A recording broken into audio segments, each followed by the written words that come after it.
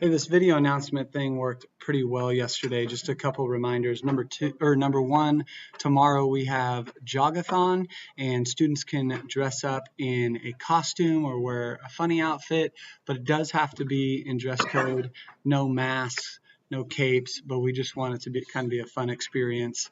Have it more based on, keeping kids moving while at the same time trying to have a good time on a Friday.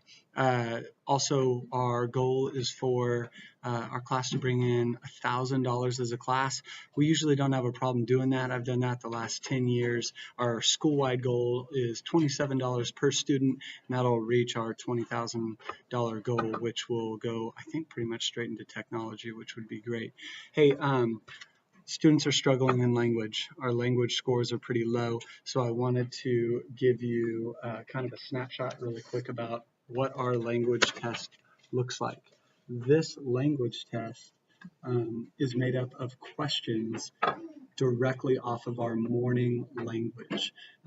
So again, if students are correcting their language in the morning when I'm going over it correctly and paying attention while I'm making those corrections, then they have a perfect study guide in order to study in order to be successful on this test. So students should be ripping out Monday, Tuesday, Wednesday, Thursday morning language, taking it home, going over it, and just making sure that they understand the directions, the things that the directions are asking. So if it's asking you to split up a root word between the prefix and the base word, they need to know what a prefix and a base word is.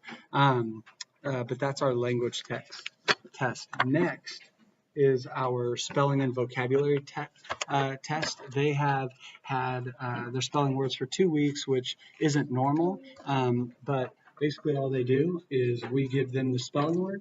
They write the spelling word down on the column on the blank spot, and then they match it with the corresponding vocabulary word.